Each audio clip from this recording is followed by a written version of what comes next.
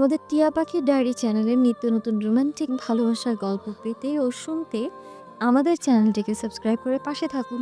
ধন্যবাদ। লজ্জা পাওয়া উচিত তোমার, কায়রা। দুটো বাচ্চা আছে আমার, আর সে আমাকে তুমি বিয়ের প্রস্তাব দিচ্ছ? বজ্রের মতো তিক্ত কণ্ঠে কথাগুলো ছুটে দিলেন মাওলানা ভাসানী, বিজ্ঞান ও প্রযুক্তি বিশ্ববিদ্যালয়ের প্রফেসর পিশান শেখ। 7 বছরের শিক্ষক জীবনে বহু ঝড়ঝাপটা এসেছে তার, বহু কঠিন মুহূর্ত সামাল দিয়েছেন তিনি, কিন্তু এভাবে নিজের অস্তিত্বকে ক্ষুদ্র মনে হওয়ার অভিজ্ঞতাই প্রথম। সামনে দাঁড়িয়ে থাকা মেয়েটির দিকে তাকিয়ে অগ্নিদৃষ্টিতে তাকালেও পিশান, চোখে যেন আগুন টকবক করছে। আর ওদিকে মেয়েটি গালে হাত চেপে নিথর হয়ে দাঁড়িয়ে, পিশানের শক্ত হাতের থাপ্পড়ে গালের নিচটা জ্বলে পুড়ে যাচ্ছে। মুহূর্তে লাল হয়ে উঠেছে ফর্সা গালখানা। এমন অপমানে চোখ দুটো ভিজে উঠলেও মাথা নত হলো না তার, বরং গাল থেকে হাত সরিয়ে সরাসরি তাকালো বাদামি চোখ দুটোয়। তার একটু সংকোচ হচ্ছিল বটে বিয়ের প্রস্তাবটা দিতে, কিন্তু মনের উপর আর কোনো কথাই শুনেনি। তার দৃষ্টিতে দৃঢ়তা, অবিচল সাহস স্পষ্ট। পরক্ষণে এক চিলতে মলিন এসে অদ্ভুত আত্মবিশ্বাসী হয়ে মেয়েটি বলল, লজ্জাজনক কি বলেছি? আপনার বয়স নিয়ে কোনো কালেই আমার সমস্যা ছিল না। আর আমি নির্লজ্জ নই, যথেষ্ট ভদ্র একটা মেয়ে। তাই প্রেমের নয়, সোজা বিয়ের প্রস্তাব দিয়েছি। আমি কোনো ভুল করিনি। মেয়েটির এমন শক্ত আত্মবিশ্বাসী কণ্ঠে অবাক না হয়ে পারল না পিশান। কঠোর দু চোখ ছোট হয়ে এলো পিশানের, গলা আরো কঠিন, আরো ভারী হয়ে উঠল। আমার দুটো বাচ্চা আছে, জানো না তুমি? তারপরে এমন কথা মুখে আনলে কিভাবে, কায়রা? কায়রা আবারও হেসে উঠল। বিরতে দাঁড়িয়ে থাকা এই হাসি তলোয়ারের মতো ধারালো। কায়রার হাসিটা একদম নির্মম, নির্ভীক, বেপরোয়া হাসি। জন্ম থেকে তার ভেতরে ভয়ডর নামের কোনো বীজ বোনা হয়নি। মেয়েটা এরকম সাহস নিয়ে জন্মেছে বলা যায়, এটাই প্রকাশ পাচ্ছে তার রক্তের দৃষ্টিতে। তাই তো আজ এমন দুঃসাহসিকতার পদক্ষেপ নিতেও তার একটু দ্বিধা হলো না। নিজের বয়সের দ্বিগুণ বেশি বড় একজন মানুষকে বিয়ের প্রস্তাব দেওয়াটা, এটা সাধারণ কেউ হুট করে ভাবতেও পারে না। আর দ্বিগুণও নয়, ঠিক 15 বছরের পার্থক্য। খুব তো বেশি নয়, যদিও সাধারণ মানুষের চোখে এই পার্থক্যটা ঢের বেশি। কিন্তু কায়রা, সে কখনো সাধারণ ছিল না, আর হবেও না, কারণ সে যেন তেন মেয়ে নয়। এমপি কায়রা তাজওয়ার খানের একমাত্র বোন কায়রা তাজলিল খান। তার পরিচয় জড়িয়ে আছে প্রভাব, দৃঢ়তা, তার চারপাশ কাঁপিয়ে দেওয়ার মতো ক্ষমতা।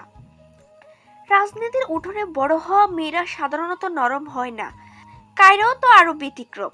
তার চোখে ভয় নেই, ভাষায় সংকোচ নেই, সিদ্ধান্ত এক ফোঁটা দ্বিধাও নেই।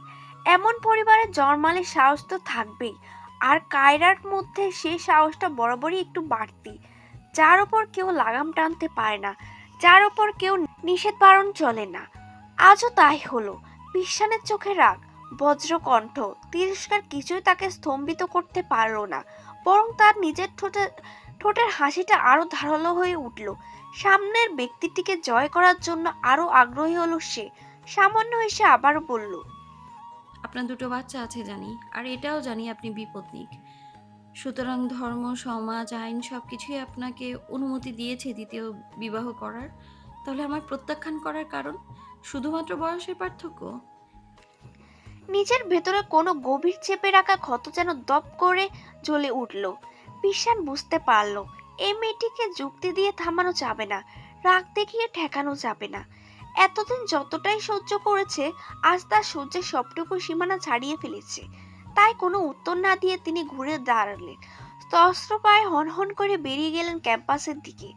তার হাঁটার শব্দের সঙ্গে মিলেমিশে পেছন থেকে ভেসে এলো কায়রার তৃপ্ত কণ্ঠ, কতদিন এভাবে পালিয়ে বেড়াবেন স্যার?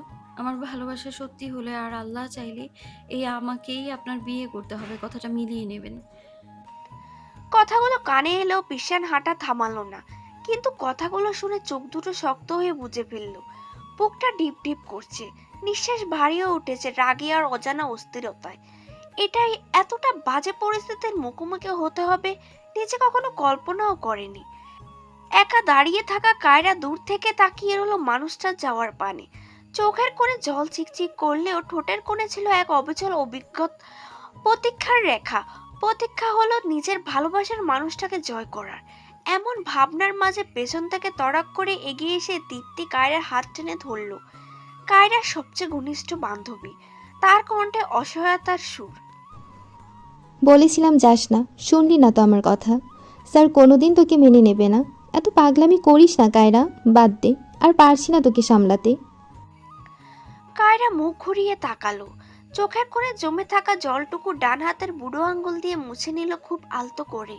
তারপর এক চিলতে হাসির ঝুলিয়ে বলল, ভালোবাসা একটু পাগলামো থাকতে হয় দীপু।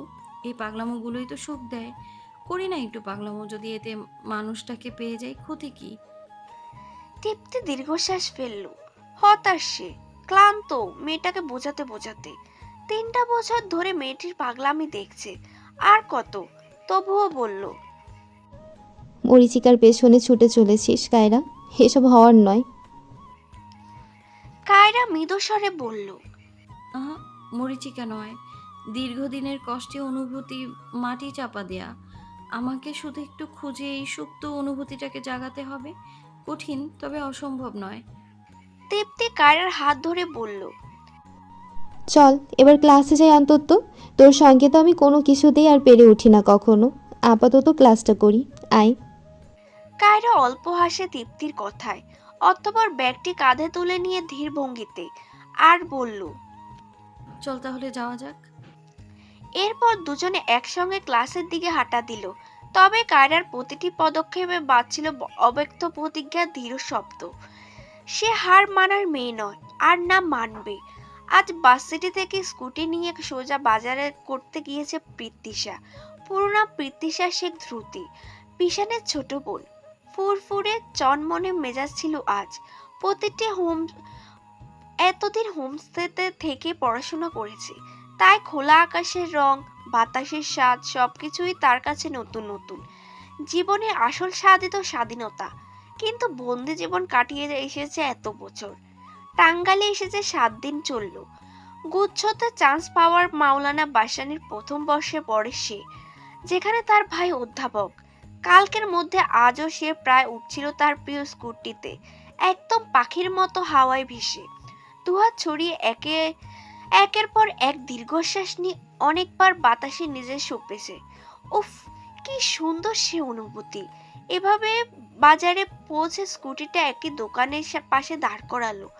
লাল শাক, কুমড়ো, লাউ আরো ছোট মাছ ইত্যাদি কিনে ধীরে ধীরে সবকিছু তার বাজারের ব্যাগে ভরে দিল দোকানদার চাচা। সে ব্যাগ নিয়ে টাকা নিয়ে হাসি হাসি মুখে বলল, এবার আসি চাচা, আল্লাহ হাফিজ। দোকানদারও হাসি মুখে বলল, আহেন আম্মা। সব ঠিকঠাকই ছিল, কিন্তু স্কুটির কাছে গিয়ে আচমকা চোখ দুটো বিস্ময়ে বড় হয়ে গেল পৃথ্বীশার। তার প্রিয় পিঙ্কি স্কুটি উল্টে পড়ে আছে।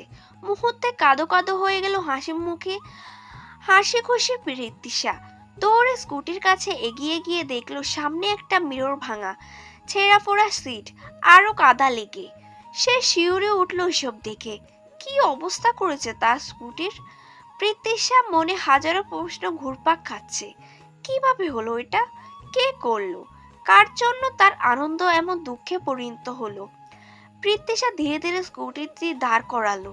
হাত দিয়ে উপরের সিটের ধুলো ঝাড়তে ঝাড়তে মনে মনে ভেবে নিল সে ছাড়বে না, যে এই কাজ করেছে। পৃথ্বীশার চোখে প্রতিশোধের আগুন জ্বলে উঠল। চিৎকার করে আশেপাশে তাকিয়ে বলল, কে করেছে এই কাজ? কার এত বড় সাহস? পাশ থেকে একজন মহিলা ধীরে ধীরে এগিয়ে এসে বললেন, এই কাম করছে তো আমগো এলাকার গুন্ডারা। ওরা মারামারি করতে যাইয়া তমগো হুন্ডার উপর পড়ছিল, হ্যানে মারামারি করছে। পরে মারতে মারতে হুন্ডা মুন্ডা বাইঙ্গা লাইছে।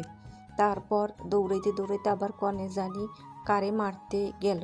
একটু আগে বাড়ির দিকে যাইতে দেখলাম। হ্যাঁ রে। পৃথ্বীশা এদের কথাবার্তা আঞ্চলিকতা থেকে বুঝতে পারে এরা এখানকার স্থানীয়, তাই একটু দ্রুত ও দৃঢ় কণ্ঠে বলল, আন্টি, আপনি জানেন কোন কোনটা? চিনি দিতে পারবেন? মহিলাটি হঠাৎ আঁতকে উঠলেন। চোখে ভয়ের আঁচ দেখা যাচ্ছে। সে কেন জেনে শুনে লাগতে যাবে গুন্ডার সাথে, তাই ভীতু গলায় বলল, না গো মাইয়া, আমার এই সবে জড়াইও না। তয় আমি নাম কইতে পারি হেই পোলাডার। পৃথ্বীশা বিন্দু মাত্র না থেমে ধীরভাবে বলল, জি, নাম বলুন, তাহলেও চলবে। আমার স্কুটির ক্ষতিপূরণ আমি নিয়েই আমি আসব, যেভাবেই হোক। রাস্তাঘাটে গুন্ডামি করবে এরা, আর আমাদের মতো সাধারণ মানুষের ভোগান্তি হবে। এবার নাম বলুন, দ্রুত বলুন। মহিলাটি ধীর গলার স্বর নামিয়ে বললেন। এই পোলাটার নাম হইল কবির। পৃথ্বীশা তড়িঘড়ি করে বলল। ঠিকানা দিতে পারবেন? মহিলাটি পৃথ্বীশার একদম কাছ ঘেঁষে দাঁড়ালো যাতে কেউ না শুনে। এরপর আস্তে আস্তে বলল। এই বাজার দইরে সোজা হাঁটা দাও, সামনে মোড়ে একটা টিনের রঙিন বাড়ি দেখবা, ওইটাই কবির গুন্ডার বাড়ি।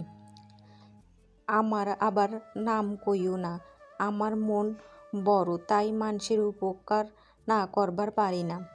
আর শূন্য রাখো, পোলা কিন্তু পোলা না, এককারে আগুনের গোলা, পুরা এলাকার ডরাই। হ্যারে দীক্ষা আমিও খুব ডরাই। পৃথ্বীশা মনোযোগ দিয়ে শুনল, কিন্তু শেষের হুমকিতে ঘাবড়ে গেল না, শুধু শান্তভাবে বলল। আমি এক আল্লাহ ছাড়া দুনিয়াতে কাউকেই ভয় পাই না। আচ্ছা, ধন্যবাদ আন্টি সাহায্যের জন্য। মহিলাটি মাথা নাড়িয়ে চলে গেলেন। এরপর পৃথ্বীশা কিছুক্ষণ স্থির থেকে চারপাশে তাকালো। স্কুটিটাকে কোনো রকম একটা ভ্যানে তুলে সার্ভিসিং এ পাঠিয়ে দিল। যা টাকা খরচ হবে এবার ওই গুন্ডার থেকেই নেবে সে, যেভাবে হোক আদায় করবে। অগত্যা রওনা দিল ঠিকানায়। প্রথমে একটু ভয় হতে লাগলো, একা একটি ছেলের বাড়িতে গিয়ে টাকা চাইবে, কিন্তু পরক্ষণে মনে পড়ে সে তো ক্যারাটে শিখেছিল, 3টে বেল্টও পেয়েছে। যদিও ক্যারাটে মেয়েদের সাথে ছিল, তবুও নিজের সাহস জুগিয়ে রওনা দিল। এখন তার আসল পরীক্ষা। পরক্ষণে আবার ভাবলো, লোকটা যদি খুব বেশি শক্তিশালী হয়, তবে পৃথ্বীশা কি পারবে মারামারি করে টাকা নিতে? না, বেশি ভেবে ফেলেছিল। তাই মহিলার কথা মতো বাজার ধরে সে সোজা হাঁটতে শুরু করলো।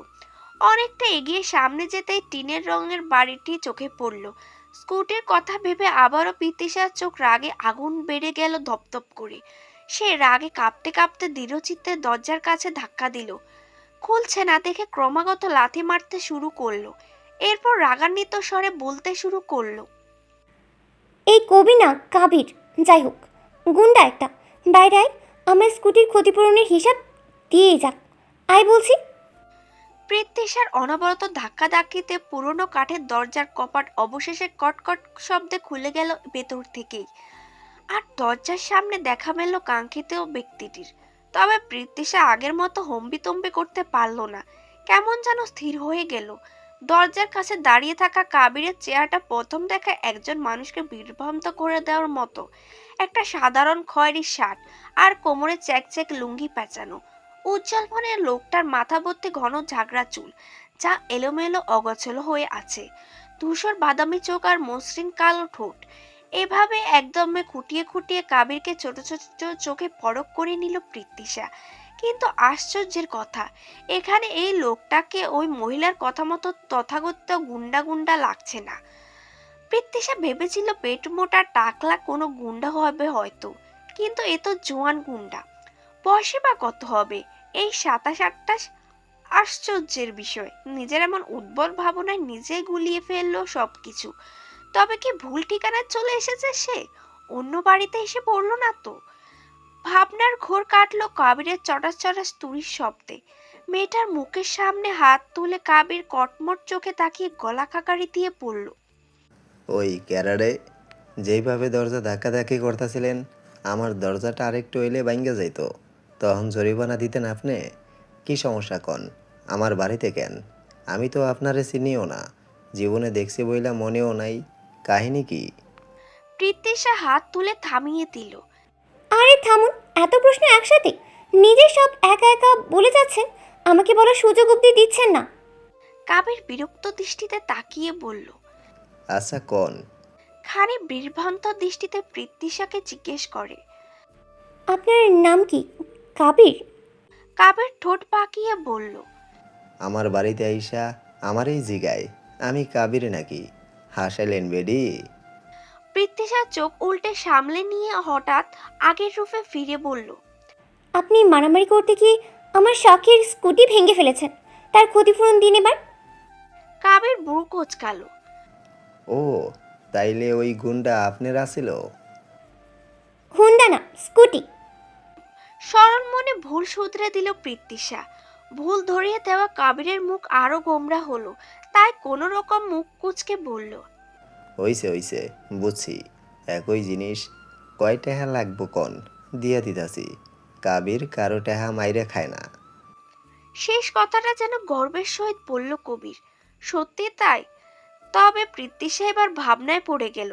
কত টাকা লাগবে সেও তো জানে না, মাত্রই সার্ভিসিং এ পাঠিয়েছে, তাই ঠোঁট উল্টে বলল, আসলে ঠিক কত টাকা লাগবে সেই সঠিক অ্যামাউন্টটা এখনই বলতে পারছে না, মাত্রই সার্ভিসিংয়ে পাঠালাম। এই শুনে কবির হঠাৎ হুহা করে হেসে উঠল উচ্চস্বরে। পৃথ্বীশা বিরক্ত চোখে তাকালো। কি আজব, এভাবে হাসছেন কেন? কাবির হাসতে হাসতে বলে, মাইনসে ঠিকই কয়, মাইয়া মাইনসের বুদ্ধি হাঁটুর তলে থাকে। আরে আপনি হিসাবটা যাই না আইবেন না আমার কাছে, তার আগেই আমার বাড়ি আইয়া লাথালাথি লাগাইছেন। হুদাই সময় নষ্ট করলো আবার। জান গেহন, ঘুমামু আমি। শেষে কথাটা হাই তুলে বলে কাবির। পৃথ্বীশা দাঁতে দাঁত চেপে বলল, পরে যদি আপনাকে না পাই, তাই তো আগে এসেছি। আচ্ছা, পরে সে টাকা নিয়ে যাব। আপনি এই সময় এখানেই থাকেন তো? বিরক্তির দীর্ঘশ্বাস ফেলল কাবির বলল, আমারে সবসময় পাইবেন না, আমি কাজে ব্যস্ত থাকি। তাও ঠিক ঠিকানা নাই। এক কাজ করেন, নাম্বারটা রাইখা দেন। পৃথ্বীশা খোঁচা মেরে বলল।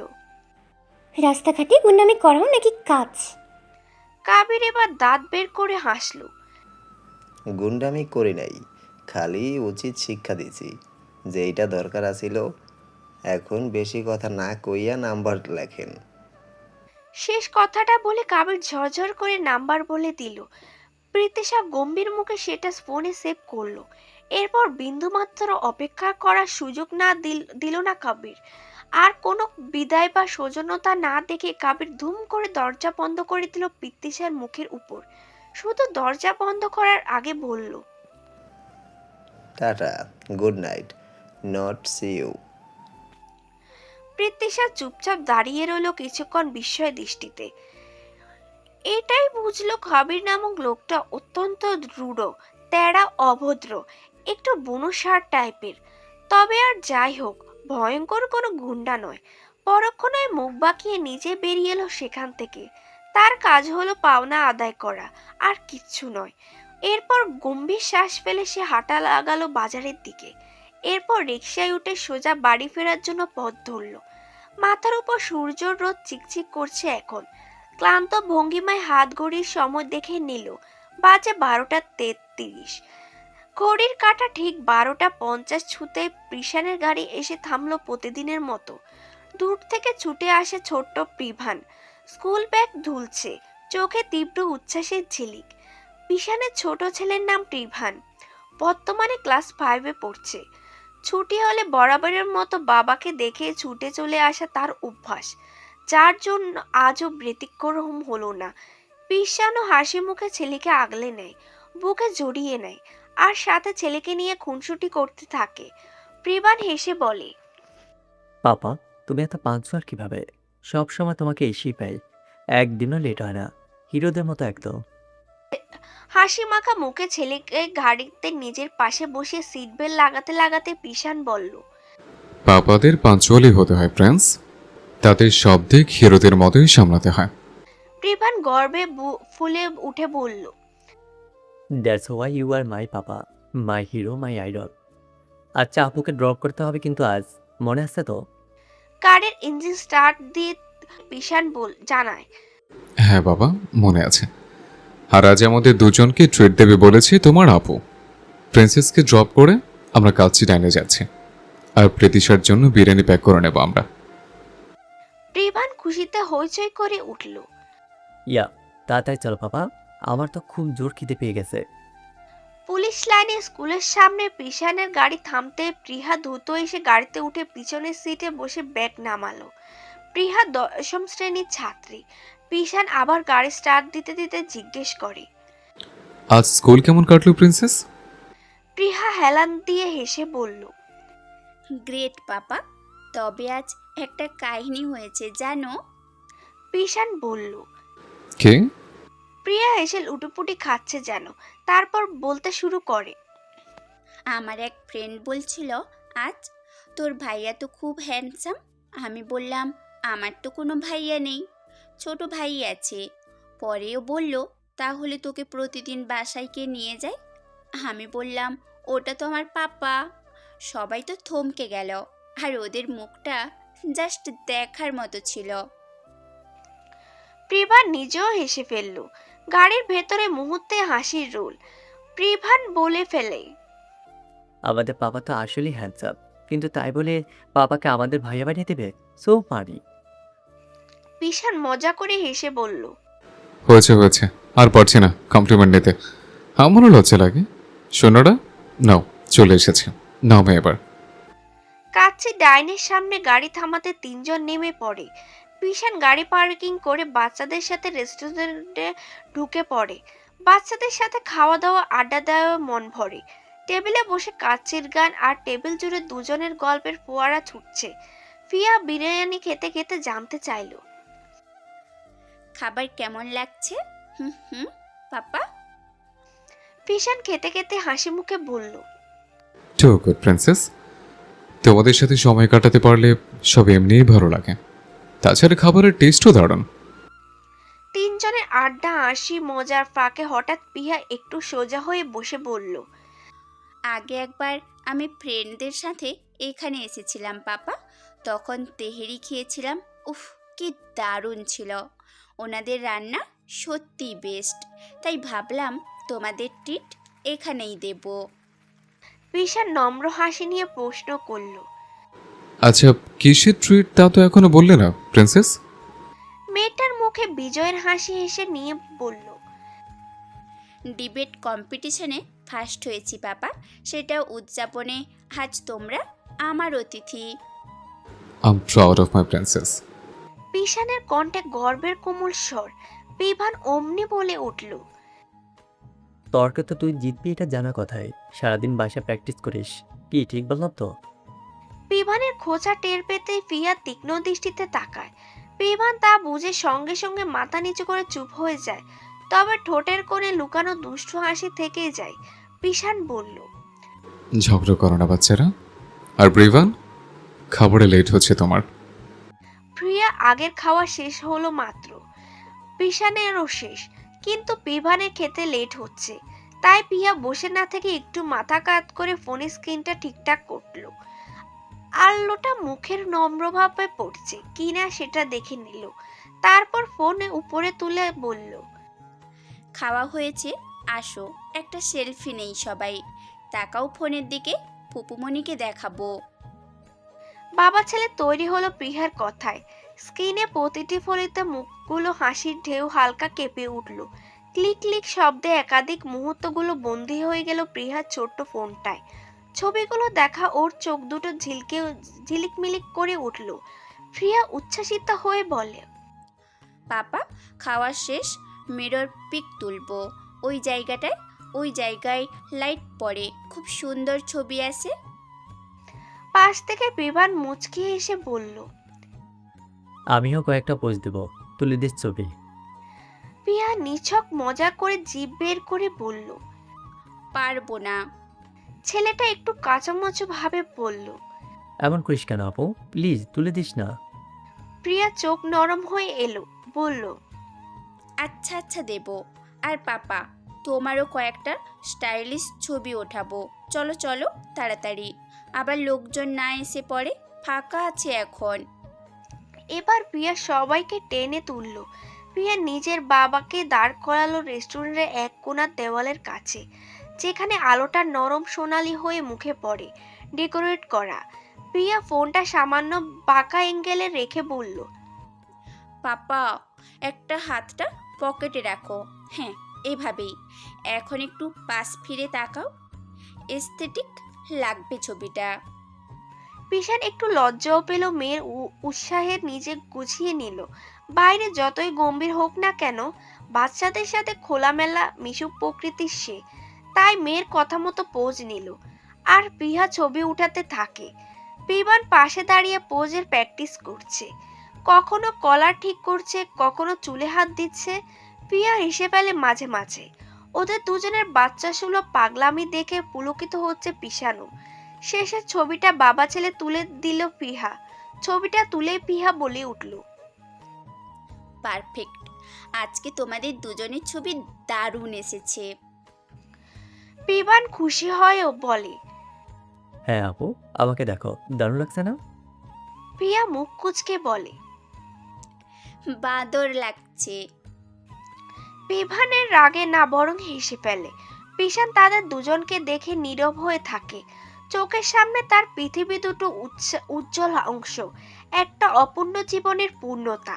ছেলে জন্ম দিতে গিয়ে স্ত্রীকে হারিয়েছে সে। তাকে হারানোর পর কত অন্ধকার রাত পেয়েছে সে, আজও এখানে পৌঁছেছে। বুকের ভেতরে দুঃখের দহন এখনো আছে, কিন্তু সে দহন ঢেকে রাখা এই দুটো শিশুর মুখে।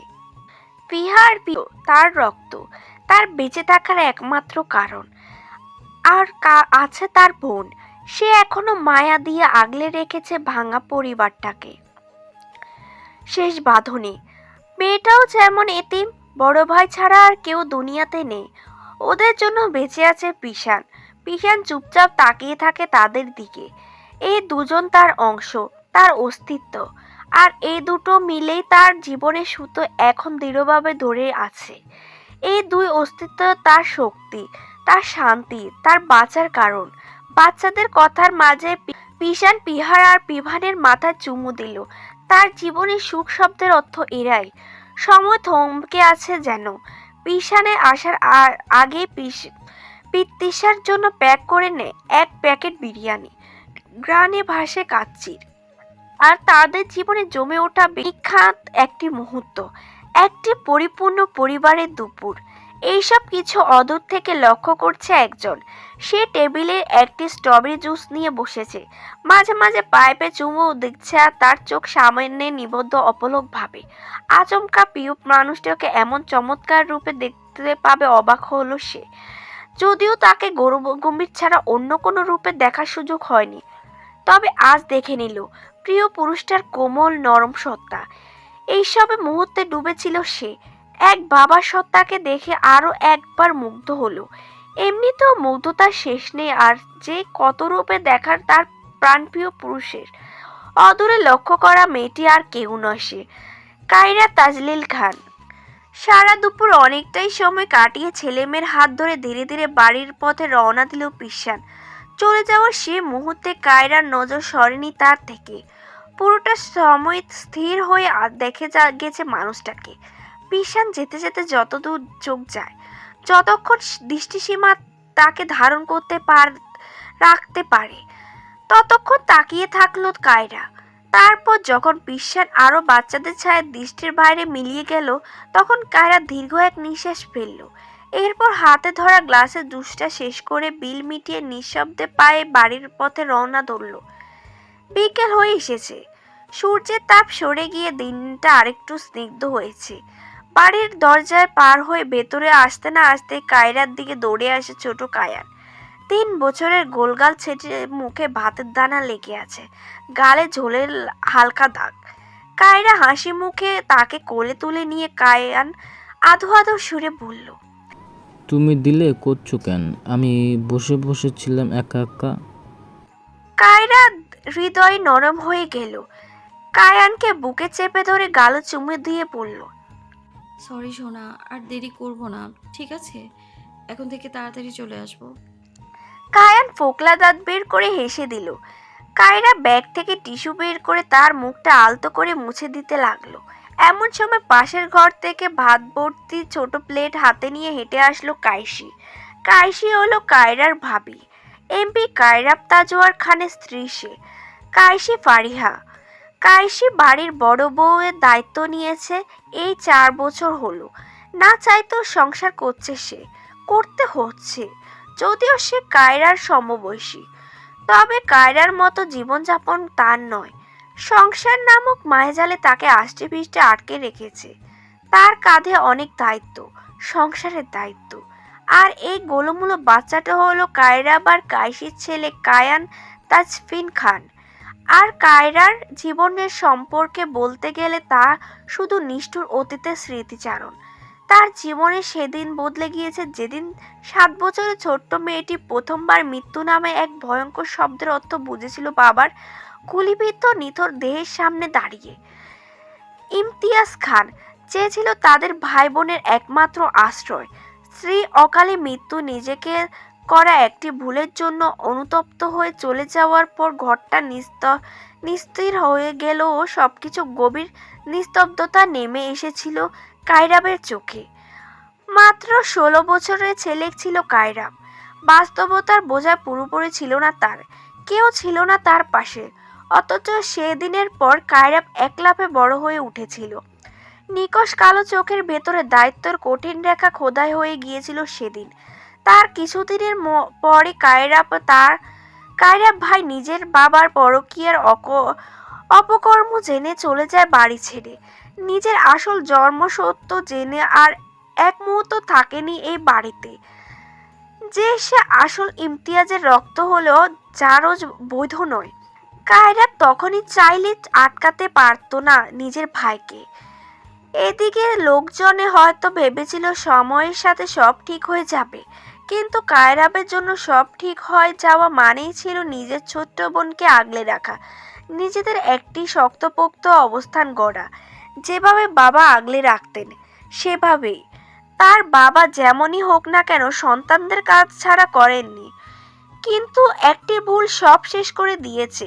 সব সময় যতই গড়িয়েছে কায়রাব বুকে জমে আছে অভিমান, অনাথ হয়ে যাওয়া শূন্যতা। সবটাই ধীরে ধীরে মিশে গেছে কায়রাব আর ছোট্ট ভাইজানের এক অদ্ভুত শক্তিশালী আশ্রয়।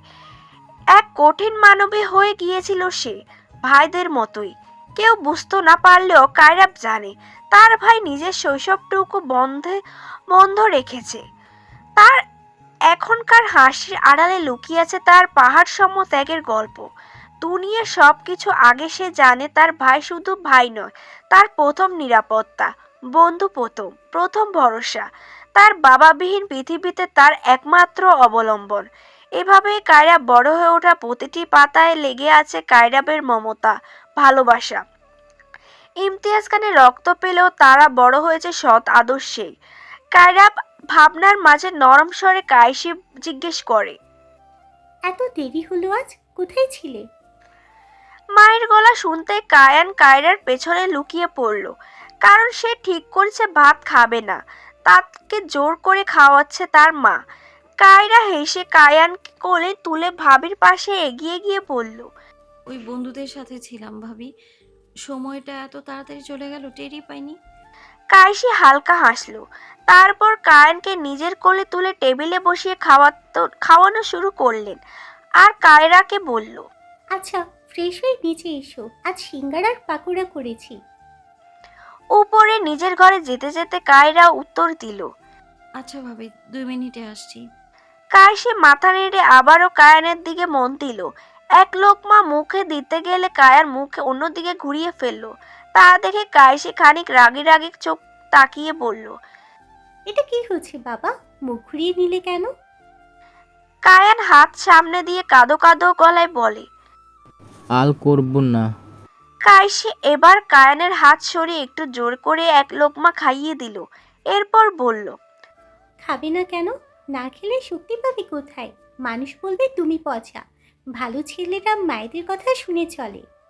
পরে লোকমাটা কায়ান আবারও ঠোঁট উল্টে নিল। কায়সি হাসি চেপে রাখতে পারল না বাচ্চাটার রাগ দেখে, তাই কায়সি মৃদু এসে বলল, আচ্ছা, আর 2 লোকমা খেয়ে নাও, তারপর আর বলবো না খেতে। নাও, হা করো, তাড়াতাড়ি খেয়ে নিলে আজকে বড় একটা চকলেট দিব, একদম ইয়াম্মি ইয়াম্মি খেতে। চকলেট নাম শুনলেই কায়ানের চোখ গোল হয়ে গেল। সন্দেহ নজরে বলল, সত্যি তো? কায়সি মাথা নেড়ে হ্যাঁ করতে কায়ান বিন্দুমাত্র শব্দ না করে পা দোলাতে দোলাতে সব খেয়ে নিল। কায়সিও সুযোগ বুঝে খাইয়ে দিল। খাওয়া শেষে কায়ানকে কোলে করে বসার ঘরে সোফায় বসিয়ে দিয়ে টিভি অন করলো। কার্টুনে অগি গান বেজে উঠতে কায়ান হাততালি দিয়ে বলল, মা দেখো, আগে মরছে। কায়সি ছেলের মাথায় চুমু দিয়ে বলল, তুমি দেখো বাবা, মা একটু পরে আসছি। কান বাধ্য ছেলের মতো মাথা নেড়ে টিভির দিকে মন দিল। মাকে আর একটুও বিরক্ত করলো না সে। আর কায়সি এই ফাঁকে পাকোড়া আর সিঙ্গারা প্লেটগুলো টেবিলে সাজানোর সঙ্গে সঙ্গে কায়রাও চলে গেল। এসে কায়সির পাশ থেকে জড়িয়ে ধরল। 4 বছরের বন্ধুত্ব এতই গভীর হয়ে গেছে যে ভাবি হলেও তার একে অপরের সমস্ত কথা ভাগাভাগি করে নিত। কায়রা সব মন খুলে বললেও কায়সি চাপা স্বভাবের, তবুও প্রয়োজনের মতো উত্তর দিত। কায়রা আচমকা এমন কাণ্ড দেখে কায়সি মৃদু হেসে বলল, এত আহ্লাদ কিসের? কায়রা প্লেট থেকে সিঙ্গারা তুলে খেতে খেতে আনন্দে বলল, জানো ভাবি, আজ প্রিশান স্যারের ছানাপোনাদের দেখলাম। দে আর রিয়েলি কিউট। স্যারের মেয়েটাকে প্রথম দেখলাম, একদম প্রাণবন্ত, ঠিক আমার মতো। আর মেয়েটা স্যারের ছবি তুলেছিলেন স্টাইলিশ পোজ দিয়ে। ভাবো একবার, ও সে হ্যান্ডসাম অ্যান্ড ড্যাশিং পাপা তাদের। শেষে কথাটা বলে নিজেও মৃদু লজ্জা পেল। কায়সি কায়রার কথায় বিস্মিত হয়ে জিজ্ঞেস করল, ছানাপোনা বলতে কয় বাচ্চা তার? কায়রা বাম হাতে মাথা চুলকে বলল, 2টা মাত্র। এমনভাবে জিজ্ঞেস করছো যেন জানি কতগুলো। কায়সি গম্ভীর শ্বাস ফেলে বলল, তোমার কি মনে হচ্ছে না এসব পাগলামি এবার বন্ধ করা উচিত? কায়রা সিঙ্গারা শেষ করে আরো একটি পকোড়া তুলে নিয়ে বলল, পাগলামি বলতে যেমন তেমন পাগলামি নয়, এটা বিয়ে করার মতো পাগলামি। কাশি বোঝানোর ভঙ্গিতে বলল, এসব আবেগ থেকে বের হও, বাস্তবতা এক নয়। আর তুমি বাচ্চা নও যে চাইলে পেয়ে যাবে ওনাকে। কায়রা হেসে উড়িয়ে দিলে বলল, আমার না আফসোস হয়, কেন যে ছেলে হলাম না, তাহলে এত চিন্তা ভাবনা না করে ভালোবাসার মানুষটাকে সোজা তুলে আনতাম। এ কথা কায়সির চোখ অদ্ভুত এক জ্বলন্ত রাগান্বিত দৃষ্টি ফুটে উঠেছে। কায়রা হুট করে বলে ফেলায় কথায় নিজে ভুল বুঝতে পেরে কায়সিকে জড়িয়ে ধরে বলল, সরি। কায়সি খানিকটা রেগে মাথা নেড়ে ক্ষুব্ধ স্বরে বলল, তোমরা ভাই বোনের আর পারোটা কি বলো তো? পারো শুধু মানুষকে জোর জবরদস্তি করতে, আর তোমাদের মসজিদে রাজি না হলে তুলে নিয়ে আসতে। এ বলে কায়সি বাসনগুলো নিয়ে রান্নাঘরের দিকে এগোতে হঠাৎ গম্ভীর এক কণ্ঠের আওয়াজ শোনা গেল, কাকে তুলে আনার কথা হচ্ছিল শুনি? পার্টি অফিস থেকে বাড়িতে ঢোকার সময় শেষের কিছু কথা কর্ণচরে হয় হতে কায়রা প্রশ্ন ছুড়ে দিল ননদ ভাবির দিকে।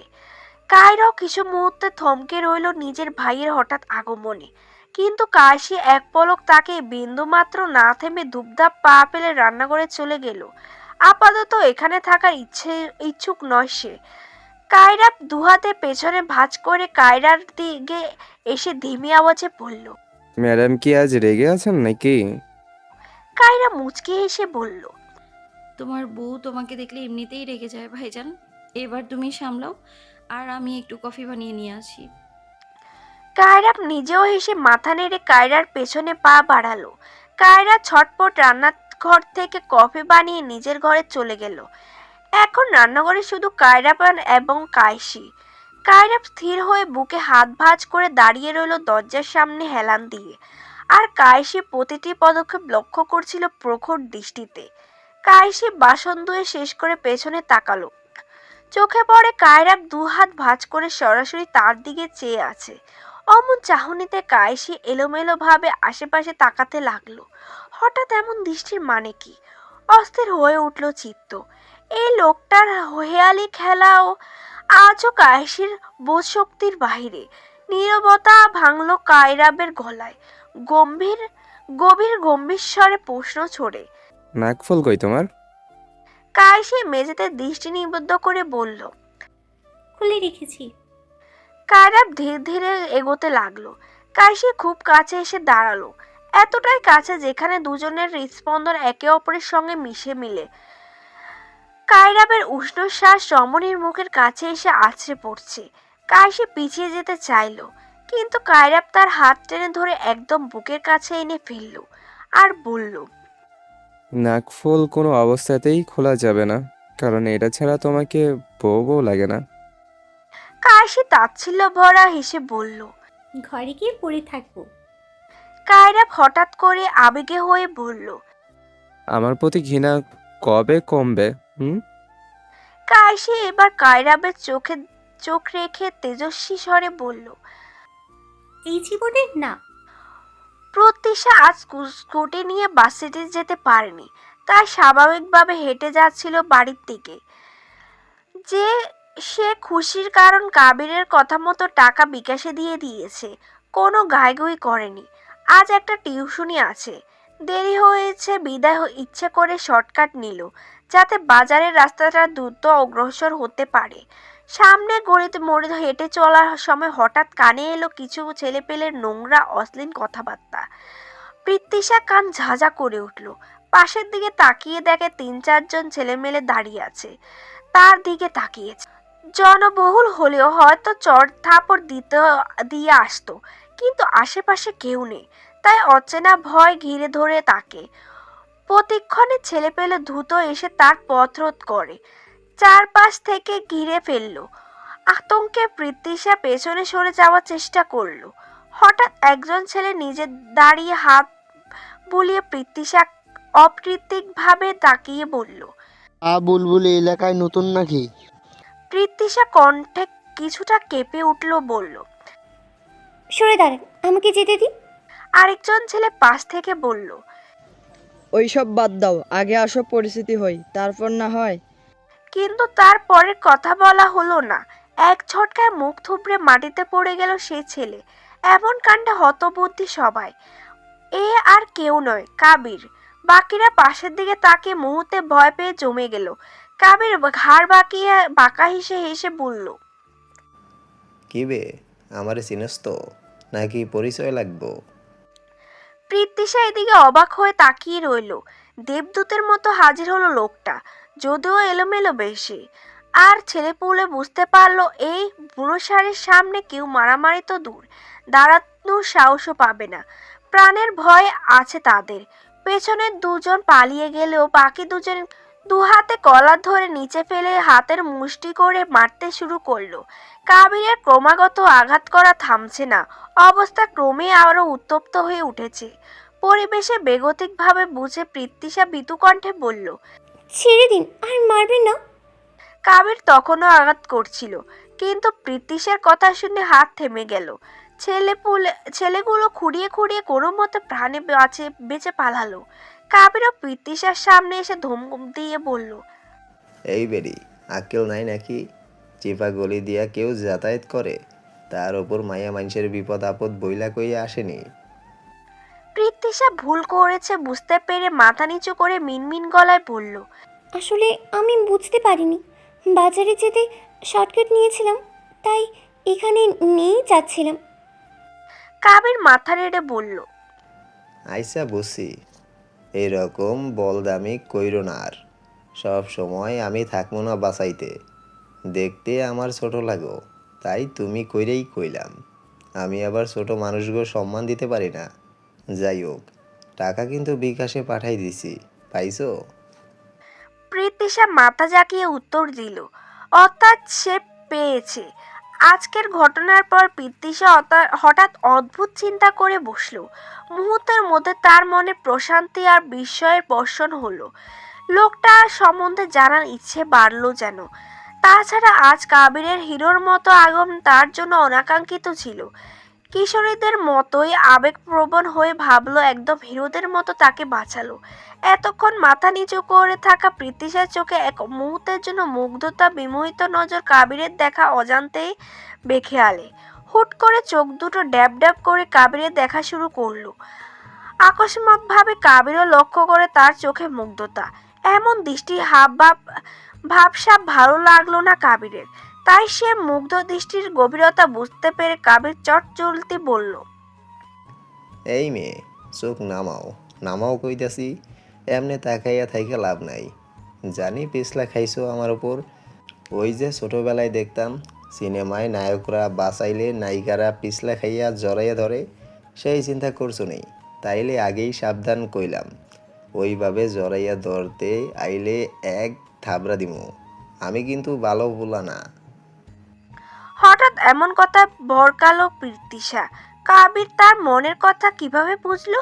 যদিও কখনো জড়িয়ে ধরতে না, তবে নায়ক নায়িকার কল্পনা করতে মিথ্যে নয়।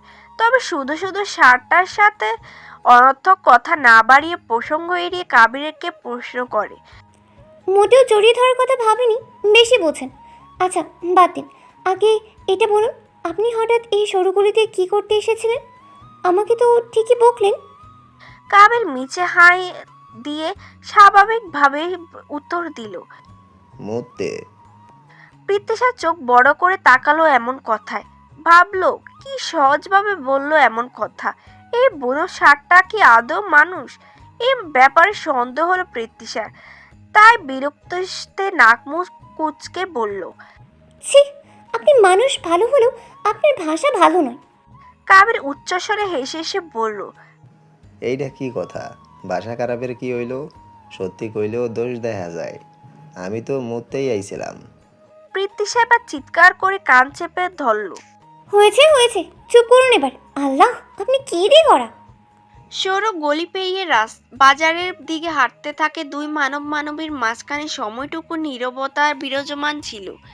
কাবির এই সময়টুকু কথা বলেনি, তবে সেও বাজারের পথ ধরে বাড়ি যাবে বলে প্রীতিশার সঙ্গে একসাথে যাচ্ছিল।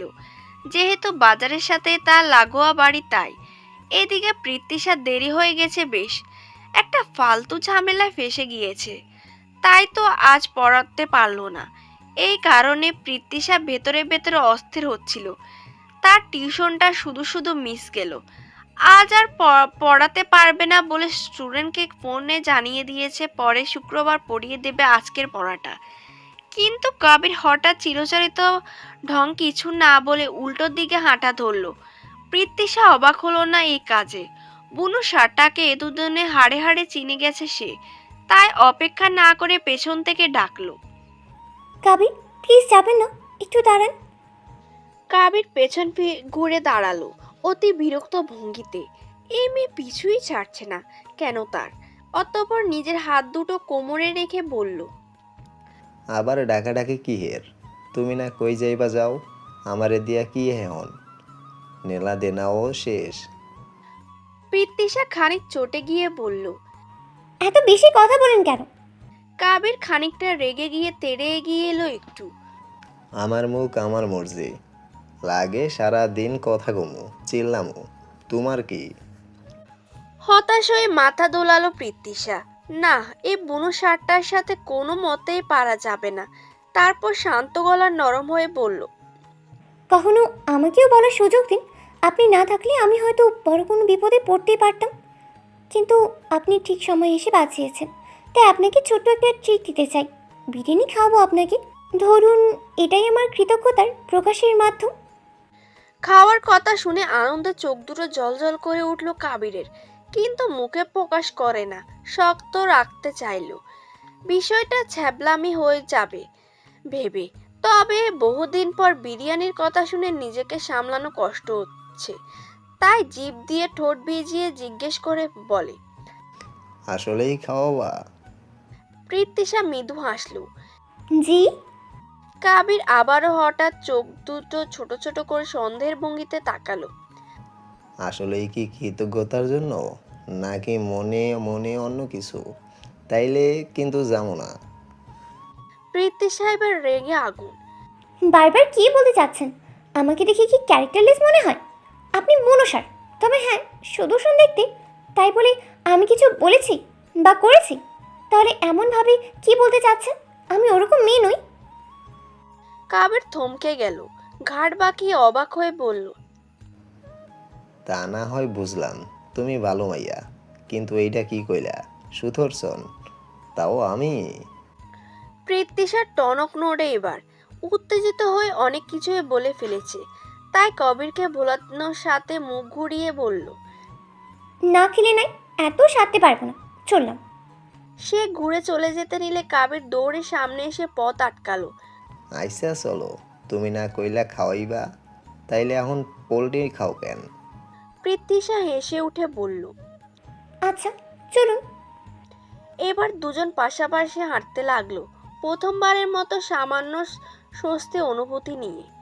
বিরিয়ানি খেতে কাবিরের বেশ আগ্রহে দেখে প্রীতিশা নিঃশব্দে হাসলো। লোকটা যতই বাইরে রুক্ষ হোক, ভেতরে একটি শিশুর মতো মন লুকিয়ে আছে। পুরান বাস স্ট্যান্ডের সুগন্ধ হোটেলে ঢুকলো কাবির আর প্রীতিশা। এখানে দারুণ স্বাদের বিরিয়ানি পাওয়া যায়। প্রীতিশা মুচকি এসে ইশারা করে বলল, ওই টেবিলটায় গিয়ে বসুন, আমি আসছি।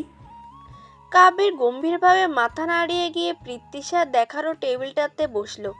এরপর পৃথ্বীশাও চলে আসে আর কাবিরের সামনাসামনি চেয়ারটায় বসে। একটু পর ওয়েটারের প্লেট এনে রাখতে বিরিয়ানির গন্ধে কাবির নিচু হয়ে দীর্ঘশ্বাস টেনে নেয়, কিন্তু মুখে বলল, সেই সেই একেবারে আগের মতন স্বাদ। তবে পুরান ডাহার শাহি বিরিয়ানি বেশি ভালো লাগে, যদিও আমগো টাঙ্গাইলের বিরিয়ানিও কম না। এই দোকানে আগেও একবার বিরিয়ানি খাইছিলাম। পৃথ্বীশা মাথা নেড়ে বলল, ও আচ্ছা, তবে আমি এখানে আগে আসিনি, প্রথমবারই এলাম। নিন, এবার শুরু করুন, ঠান্ডা হয়ে যাবে। কাবির প্রথম লোকমা মুখে দিতে মুহূর্তে চোখ আধবোঝা হয়ে গেল, পুরো মুখে তৃপ্তির ছায়া, কিন্তু সে প্রকাশ করতে নারাজ হলো। যদিও খেতে চলে এসেছে মেয়েটার এক কথায়, ব্যাপারটা ছ্যাঁচড়ামি হলে কি? পরক্ষণে নিজেই নিজে ভাবলো, না, ছ্যাঁচড়ামি হবে কেন? সে তো খেতে চায়নি, এই মেয়েটাই খাওয়াতে চাইছিল, সে তো অনুরোধ রেখেছে মাত্র।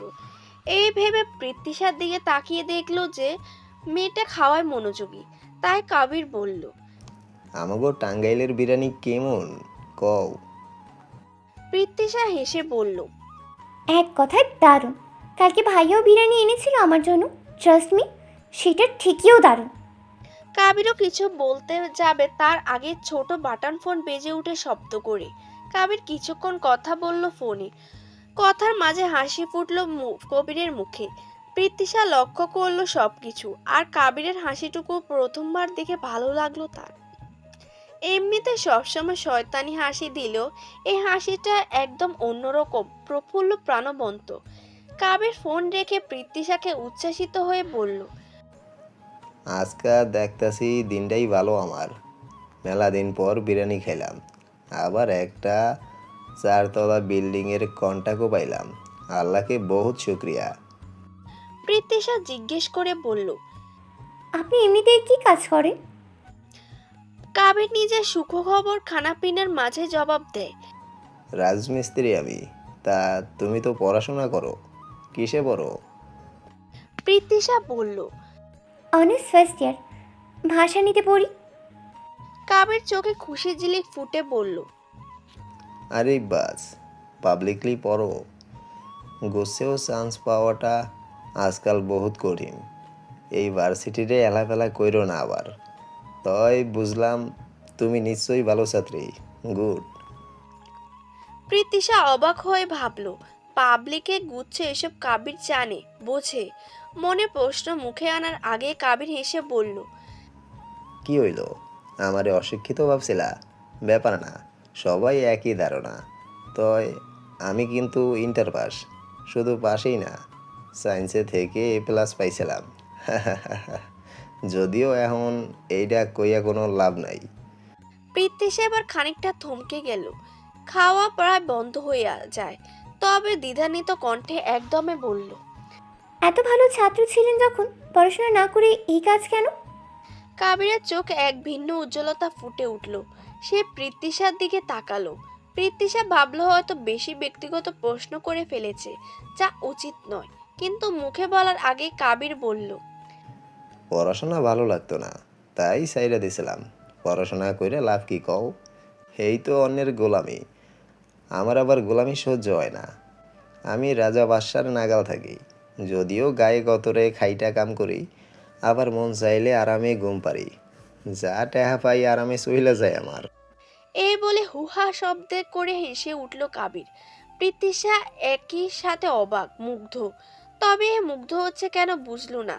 লোকটা এতটাই ভিন্ন কি করে, সবার থেকে আলাদা, এই জন্য হওয়াতে কি এত আকর্ষণ পাচ্ছে?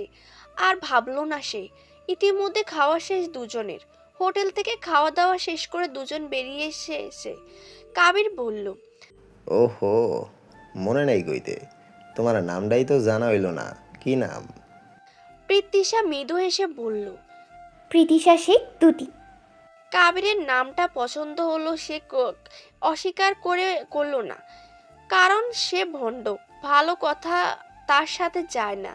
তাই স্বাভাবিক সবার মুখ বিকৃত করে বলল, হ্যাঁ, নাম রাখছি কি? প্রীতিশা।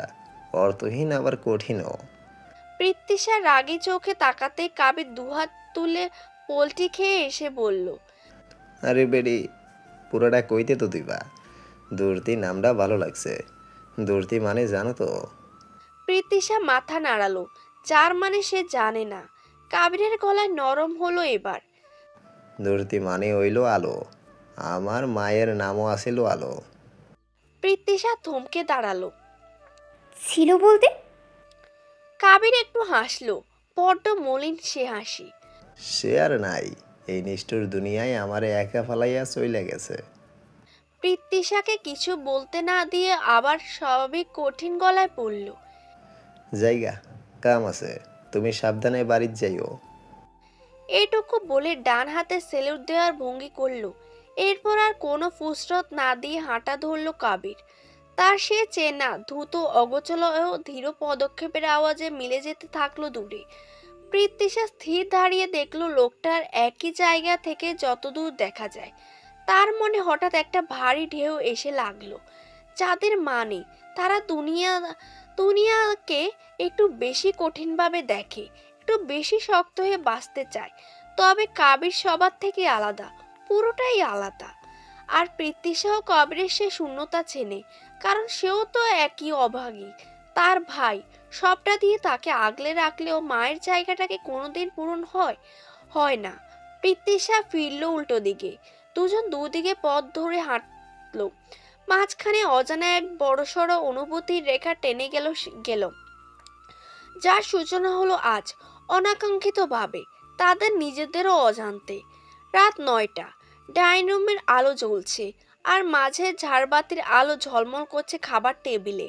কায়রা রাতের খাবার খাচ্ছে, আর কায়রা কায়ানের কোলে তুলে ভাত চটকে খাইয়ে দিচ্ছে।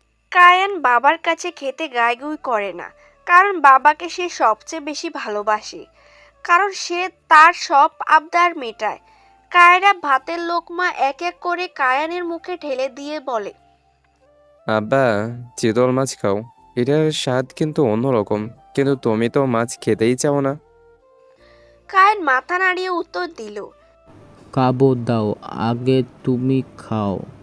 কায়রা হেসে হেসে ভাত খাইয়ে দিতে থাকলো। কায়রা খাওয়ার মাঝে হঠাৎ বলল, ভাইজান, তোমার ছেলে তো দেখছি একেবারেই পোল্টিবাজ। কায়রা কৌতূহলী ভরা চোখে জিজ্ঞেস করলো। কেন কেন? কায়রা ঠোঁটের কোণে মৃদু হাসি খেলিয়ে বলল, ভাবি খাওয়াতে গেলে এক নোলাও মুখে নিতে চায় না, জ্বালিয়ে মারে ভাবিকে। আর তোমার কাছে কত শান্তভাবে খায়। কায়রা কায়ানের দিকে তাকালো ব্রু কুচকে। ছোট্ট কায়ান ফোকলা দাঁতে হাসি দিল আর দুহাতে মুখ চেপে ধরলো। কায়রা মাছ বেছে বেছে কায়ানের মুখে ভাতের সঙ্গে খাইয়ে দিতে বলল, আব্বা, তুমি কি জানো মাকে জ্বালাতে হয় না, মায়ের সব কথা শুনে চলতে হয়। এখন থেকে কি কায়ান মায়ের সব কথা শুনবে? হ্যাঁ? কায়ানের চোখে ছোট ঝিলিক, আর সে হেসে আদো আদো বলিতে বলল। শুনবে? এই সময় কায়সি পাশ থেকে নীরবে দেখছিল, তবে মুখে নির্লিপ্ততা। খাওয়া শেষে কায়রা উঠে যাওয়ার উদ্দেশ্যে নিলে কায়রা ভারী নিরেট স্বরে বলল, কাইরা, আজকে বাবাকে নিয়ে যা, আজকে তোর সঙ্গে ঘুরবে। কায়রা সব বুঝে মুচকি এসে কায়ানকে কোলে তুলল। কায়ান তার ছোট হাত দিয়ে মাথার দিকটা চুলকে দিয়ে বলল, না, আমি মার সাথে ঘুম দিব, যাব না। কায়রা এগিয়ে এসে কায়ানের গালে চুমু খেতে খেতে অসহায় হয়ে বলল, আব্বা, আপনি তো বিরোধী দলের চেয়ে বেশি যন্ত্রণা দেন আমাকে, একটু রহমত করুন। কায়রা জোরে হেসে ফেলল বাইরের অবস্থা বুঝে। কায়ানকে আরো কয়েকবার নিতে গেলে ছেলেটা গায়ে গুঁই ধরে বসে থাকে। যাবে না মানে যাবেই না। তাই কায়রা আর না পেরে ঘরের দরজার দিকে যেতে যেতে মুচকি হেসে বলল, ভাবি, তুমি বরং কায়ানকে ঘুম পাড়িয়ে আমার কাছে দিয়ে যাও, দরজা খোলাই রেখেছি আমি। কায়েসে কিছু বলল না, নিঃশব্দে কায়ানকে কোলে নিয়ে বারান্দায় চলে গেল। পিছনে সূক্ষ্ম আলো আর বাইরের রাতের আধার। কায়েসে ধীরে ধীরে বাচ্চাটাকে বুকে জড়িয়ে ধরে, পিঠে মৃদু চাপড় দিচ্ছে। মায়ের এমন স্পর্শে তার নিদ্রায় ঘুম তার গভীর হয়। নিমেষে ছোট্ট কায়ান ঘুমের জগতে হারিয়ে যায়। এরপর কায়েসি আস্তে আস্তে কায়ানকে কায়রার ঘরে রেখে আসে। এরপর চুপচাপ দরজা বন্ধ করে নিজের শোবার ঘরে ফিরে আসে। ঘরের রকিং চেয়ারে বসে দুলতে দুলতে সিগারেটের ধোঁয়া মুখে ভরে কায়রা একটু চোখ বন্ধ করছিল। কায়েসির নুপুরের ঝংকার শুনে তার উপস্থিতি টের পেল। ঠোঁটের কোণে অল্প হাসির রেখা ফুটল। অতঃপর পেছনে না ঘুরে বলল, দরজা লাগিয়ে এসো। কাশি এক মৃদু শ্বাস ফেলে বিনা কথায় দরজা লাগিয়ে এলো। কায়রা এবার বলল, সামনে আসা হোক। কাশি ধীরে ধীরে পুতুলের ন্যায় এগিয়ে এসে দাঁড়িয়ে রকিং চেয়ারের পাশে। অযথা চেঁচামেচি ঝগড়াঝাটি করতে সেও ক্লান্ত। এইসব ভাবনার মাঝে মুহূর্তের মধ্যে কায়রা উঠে দাঁড়িয়ে তার হাত ধরল। ত্রস্ত বেগে হেঁটে কায়সির নরম বিছানার গদিতে ছুঁড়ে ফেললো এক প্রকার। এমন দ্রুত ঘটলো ব্যাপারটা যা কায়সি বুঝতেও সময় লেগে গেছে। ততক্ষণে অনুভূত হলো কায়রা তার ওপর তার ভর দিয়ে বলিষ্ঠ বুকে আলিঙ্গন করছে। কায়সি দুহাতে অবচেতন ভাবে তাকে শক্ত হাতে বাঁধনে আটকা। কায়সি আস্তে ধীরে চোখ বন্ধ করে নিল, পর মুহূর্তে কি হবে তা ভেবে। সময় পেরোয়, কিন্তু সব স্বাভাবিক থাকে। কিছুক্ষণ পর কায়সি চোখ খুলে দেখলো কায়রা এখনো একইভাবে তার উপর শুয়ে আছে, তাকে দেখে চলেছে ওই ধূসর চোখ জোড়া। তার চোখে অদ্ভুত এক দৃষ্টি, যা বোঝা সম্ভব নয়। কাশি চেষ্টা করলো তা পড়তে, কিন্তু যতই চেষ্টা করুক না কেন সেই দৃষ্টি গভীর রহস্য সে বুঝতে পারে না। এতকাল তো পারল না। কায়রা হালকা গলায় বলল, কি ভেবেছিলে শরীর চাই? কাশি ব্যঙ্গের হাসি হেসে জবাব দিল, তা হয় নাকি? আর কি বা প্রয়োজন আপনার?